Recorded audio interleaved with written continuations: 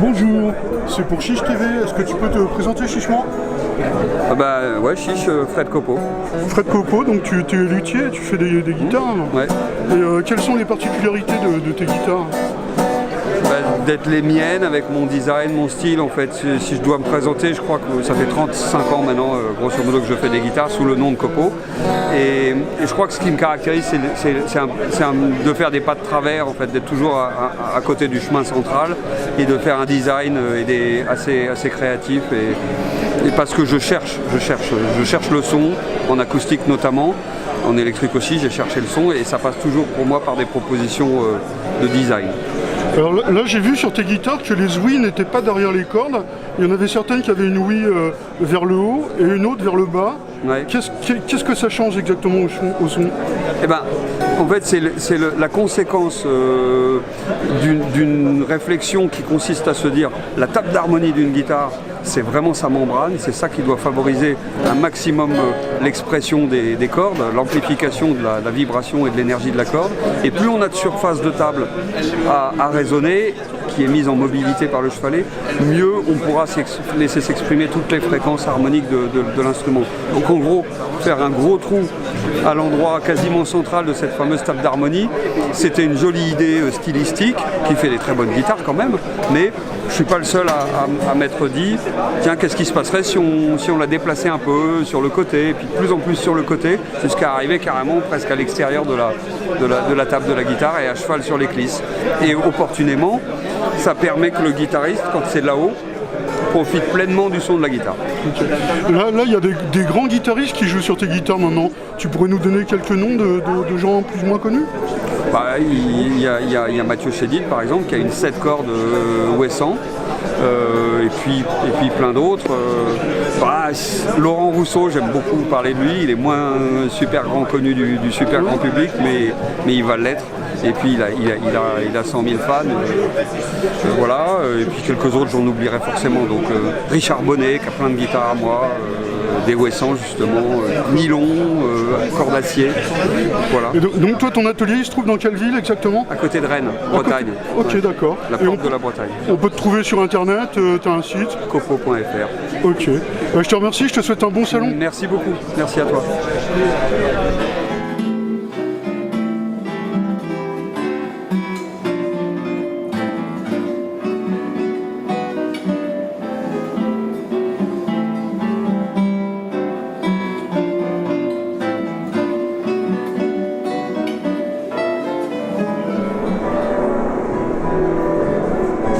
C'est pour Chiche TV, vous pouvez vous présenter chichement? Alors je m'appelle Antoine Schmitt, je suis formateur à l'ITEM, donc, qui est une école de lutherie au Mans.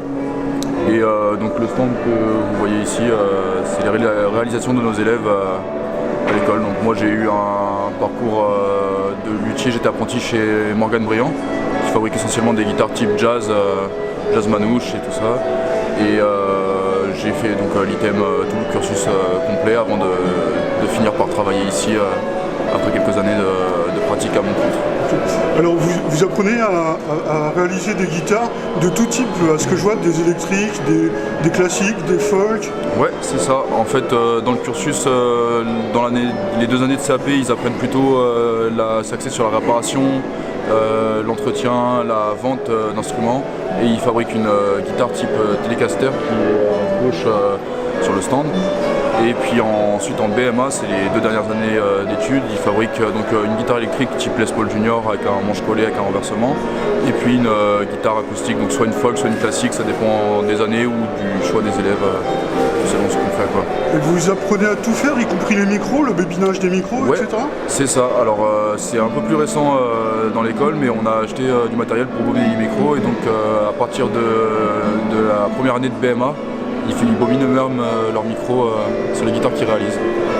Alors cette école, elle est payante, elle est gratuite, elle est subventionnée? Alors ça peut être subventionné. Le CAP en temps plein, enfin il est faisable soit en alternance, soit en temps plein. J'ai pas les tarifs en tête, mais je pourrais vous montrer sur les dépliants.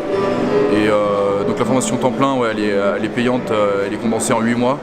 Et les formations en alternance, Il y a juste des frais d'inscription mais qui sont pas colossaux, et puis le reste est financé par la région, par l'État aussi, et différentes subventions qu'on arrive à obtenir. Y a-t-il un site internet sur lequel on peut vous retrouver? Ouais, alors tout simplement sur item.fr, ITEMM, c'est-à-dire Institut technologique européen des métiers de la musique. .fr. Voilà. Ok, je vous souhaite un bon salon. Merci, à vous aussi, au revoir.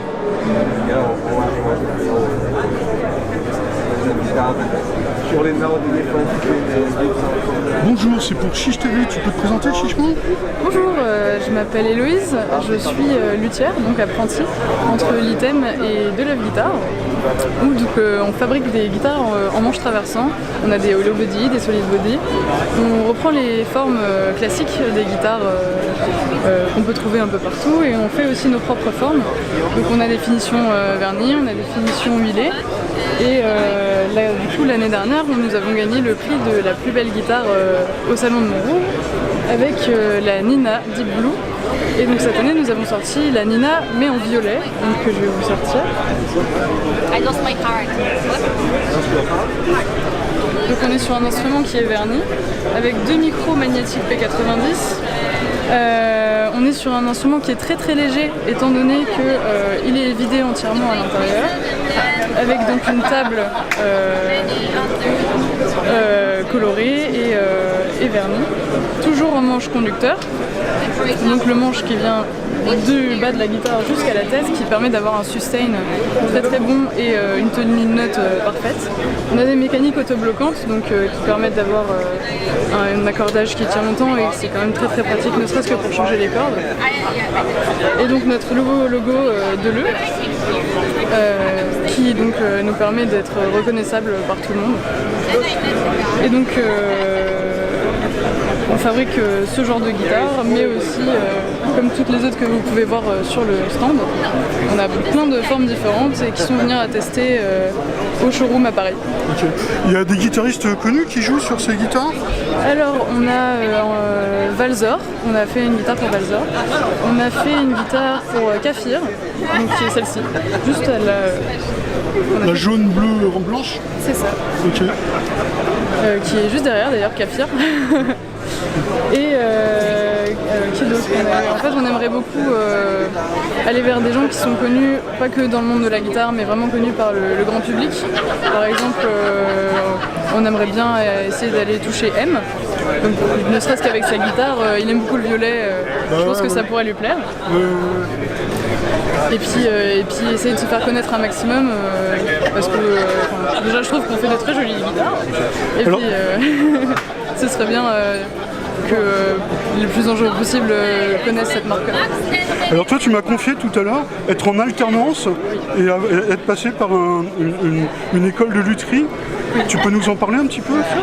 Donc actuellement je suis à l'ITEM en alternance, je suis en première année de BMA, donc il me reste encore un an l'année prochaine. Et donc je suis 2 semaines à l'école et 2 semaines en entreprise. Du coup je switch entre les deux et je vois plein de techniques de fabrication différentes. Parce que ici on fabrique des guitares avec des manches conducteurs. Par exemple à l'ITEM on a fait une guitare à manche collée, on a fait une Les Paul. Et l'année dernière on a fait une guitare à manche vissée, une Telecaster. Et donc on a vu plein de types de finitions, on voit comment on fait le réglage d'une guitare, on voit comment du coup on fabrique une guitare, et l'année prochaine on fera une guitare folk. Okay. Donc voir la fabrication d'une guitare acoustique. Avec les barrages et tout ce genre de choses? Avec la totale. Okay. On part du bois d'arbre et on va jusqu'à la guitare fine. Et ton avenir, tu le vois comment? Créer ta propre marque ou... Alors le monde dans la lutherie, de créer sa propre marque, c'est quelque chose qui demande un temps phénoménal. Ouais. Et étant donné que je suis très très bien dans ma boîte chez Deleu Guitare, okay, et que j'apprécie énormément l'esthétique de ces guitares et que je connais les techniques de fabrication, je pense rester chez Deleu. Et que je ne me vois pas passer ma vie entière à gérer une entreprise. La paperasserie, ouais, c'est embêtant. C'est plus simple d'être déjà quelque part où c'est déjà fait, quoi. Et puis on se fait connaître, oui, et puis je me fais représenter okay, je représente Deleu Guitare maintenant. Bah, je vais te remercier. T'as quelque chose à rajouter que j'ai oublié? Non, parce que c'est... Il y a un site Deleu Guitare? Oui, nous avons un site internet, nous avons aussi une page Instagram Deleu Guitare.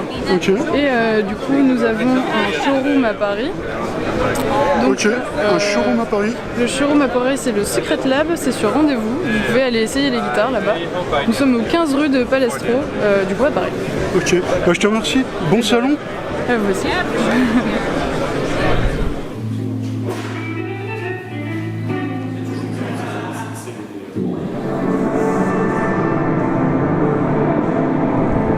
Bonjour, c'est pour Chiche TV. Vous pouvez vous présenter chichement? Bonjour, je m'appelle Chichement Eugène et je suis éditeur de Bonne Note Édition. J'ai édité 2 livres, Batterie et Anatomie et Guitariste et Anatomie. Ok, alors ça nous parle de quoi ces livres? Alors c'est des livres sur la prévention et la santé du musicien, le bien-être du musicien, les batteurs, guitaristes, bassistes, toute une explication, une étude des chaînes musculaires et osseuses pour comprendre en fait comment le corps réagit quand on joue de la musique et ne plus se blesser et jouer mieux et plus longtemps. Ok. Parce qu'il y a beaucoup de guitaristes qui se blessent, ils se coincent les doigts dans les cordes, ils font. Qu'est-ce qui se passe-t-il exactement? Ils se prennent les pieds dans le jack. Ils se prennent les pieds dans le jack et les batteurs tombent sur leur batterie. Non, justement, j'ai pas mal de musiciens qui sont venus me voir justement sur le stand me dire justement je me suis fait mal, tendinite, je me suis fait mal aux articulations, j'ai mal au dos, j'ai mal à l'épaule à cause de ma basse qui pèse trop lourd, etc. Donc c'est des livres avec des solutions en fait pour comprendre un petit peu qu'est-ce qu'on peut faire pour être plus à l'aise et plus fluide sur son instrument. Ouais. Et ça change quelque chose qu'on joue assis ou debout? C'est les deux techniques en fait, on peut jouer assis ou debout, alors le batteur joue surtout assis, et le guitariste effectivement peut jouer des deux manières, il y a des choses à respecter pour pas se faire mal tout simplement. Et par rapport aux doigts, un guitariste qui jouerait plus de 8 heures par jour, il risque d'avoir des problèmes aux muscles ou... Là, il peut se faire mal aux muscles, aux tendons et effectivement, pas forcément aux os, mais justement il y a des bonnes postures à adopter dès le démarrage pour être bien équilibré et ne pas se faire mal en fait plus tard. Parce que le corps s'adapte en fait, mais à un moment il dit non, stop, j'ai mal en fait. Parce qu'on discutait justement avec les musiciens là sur le festival qui m'expliquaient ça justement. J'avais rien il y a 10 ans et maintenant en fait je me suis fait mal, j'ai mal quoi. Il y a peut-être des masseurs kinésithérapeutes qui sont spécialistes de ce genre de trucs ou... Exactement, il y a des kinés pour musiciens qui existent, de ostéo pour musiciens. D'ailleurs, nos livres ont été relus par un kiné des musiciens, celui qui s'occupe du conservatoire de Bayonne. Les musiciens du conservatoire de Bayonne, c'est Clément Nguyen.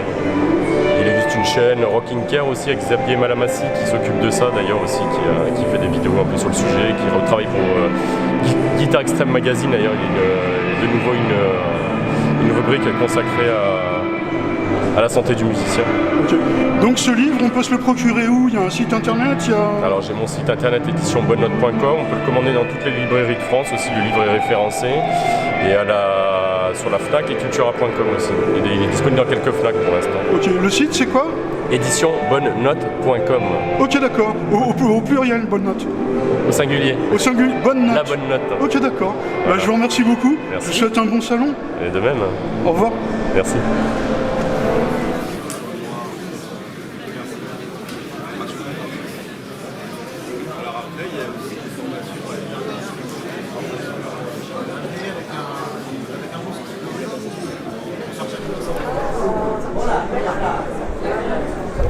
Bonjour, c'est pour Chiche TV. Est-ce que tu peux te présenter chichement?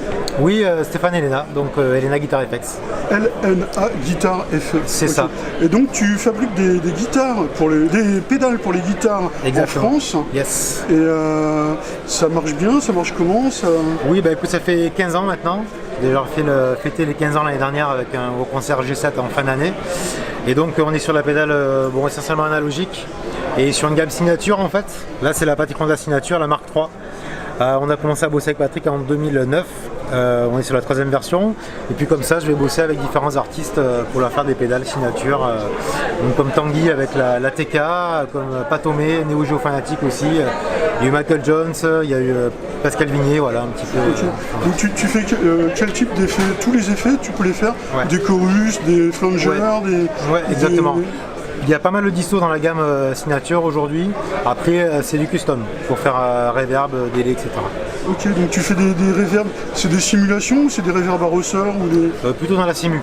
Dans la simu, Ouais. ok, d'accord. Donc c'est du numérique? Pour les reverbs, oui, alors c'est un traitement hybride que j'applique, c'est-à-dire que d'entrée en sortie, on reste en analogique. On vient rajouter une brique numérique en parallèle pour garder en fait le spectre harmonique et la dynamique du son en fait. Okay. Et dans ta gamme de pédales, tu as aussi beaucoup d'analogiques pures? Oui, essentiellement, dont le rack Ultimate Cab ici. Le rack? Qui est un simulateur de HP totalement analogique, atténuateur de puissance, loadbox, Et donc préamp en fait avec 2 sorties pour aller vers la console. Multi-impédance. Donc ça c'est un rack assez complet on va dire, qui peut encaisser jusqu'à 100 watts. Ok. Ce rack, il est fait pour le studio ou pour le concert? Pour les deux. Pour les deux. Je l'ai développé avec Pascal Vignier justement et lui il l'utilise autant pour les albums, les showcases que pour le live. Et il faut mettre derrière un simulateur de baffle ou... Non, c'est un simulateur de baffle. En fait, c'est vraiment c'est un type de haut-parleur. Un type de haut-parleur. Voilà. Okay. Donc tu branches la tête. Là, on a la tête Kelt qui est au maximum, qui a 50 watts, qui vient cracher dans le simulateur de HP, dans la Loudbox en fait. Là, j'ai pas de HP évidemment. Okay. Et on travaille au casque avec la sim. Ok, d'accord. Et ton produit phare, c'est cette...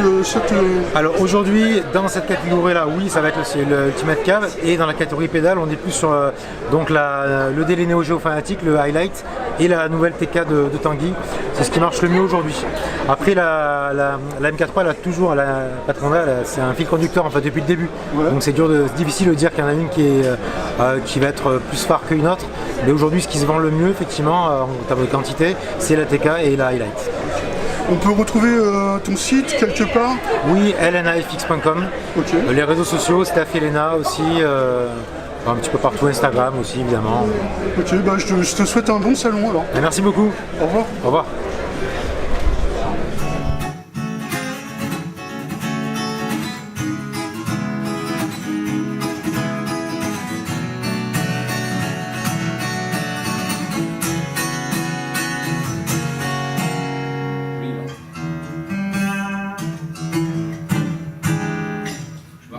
On va rebrancher ça même, parce que j'ai oublié. La dernière fois? Ouais, la dernière fois. Mais c'est marrant la différence de timbre. Les deux, elle est flagrante. Enfin... Oui. C'est l'intérêt d'avoir des essences différentes. Ouais.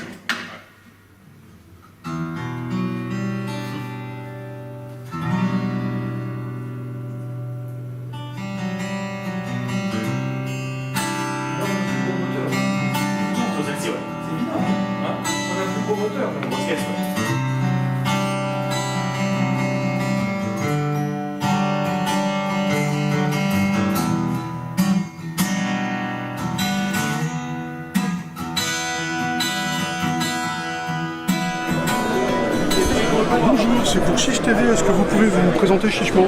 Oui, bien sûr, le plus chichement possible. Donc Gérard Châtelier des Fers Châtelier. Mon frère Philippe n'est pas là aujourd'hui, mais nous présentons des instruments que nous fabriquons depuis maintenant une quinzaine d'années. Ok. Alors tout à l'heure on a assisté à une personne qui essayait plusieurs modèles. Oui. Et son choix s'est porté sur un des deux. Est-ce qu'on peut expliquer comment ça se passe pour un guitariste? Qu'est-ce qui fait son choix en fait? Les premières impressions sont liées à la main gauche. C'est-à-dire qu'il a l'impression de jouer plus facilement sur un instrument que sur un autre. Mais tout ça n'est pas dû à l'action ou à la tension des cordes, c'est dû à la capacité de réponse de la table. Quand une table répond facilement, ça donne à la main gauche l'impression d'avoir de la facilité. Et donc son choix s'est porté sur celle qui était la moins claire quoi. Oui, la Sunburst, okay. C'est-à-dire c'est celle qui est en cèdre et qui a une table un peu plus douce, un peu plus répondante et un peu plus facile à jouer. Okay. Alors au niveau du son, personnellement j'ai pensé que celle la plus claire ce n'est plus folk et la plus sombre, la Sunburst, ce n'est plus blues. Oui, c'est pas faux, il y a aussi l'idée que le folk c'est le chant et c'est vrai qu'une guitare en Sunburst, on la verrait mal faire un concert de soliste simplement pour de la littérature pour guitare. En revanche, on la voit bien dans les mains quelqu'un qui chante.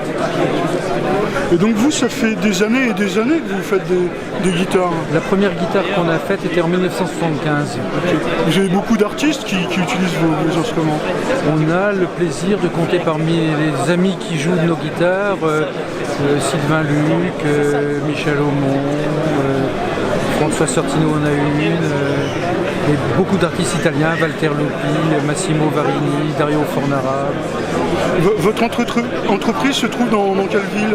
Nice. Nice? Nice. Ok. Et vous avez un site sur lequel on peut Bien sûr. Vous pouvez donner le nom? Vous tapez sur internet Châtelier Frères guitare et vous tombez directement dessus. C'est www.chatelierfrères.com. Je vous remercie beaucoup. Je vous en prie. Et je vous souhaite un bon salon. Mais merci beaucoup, vous êtes le bienvenu.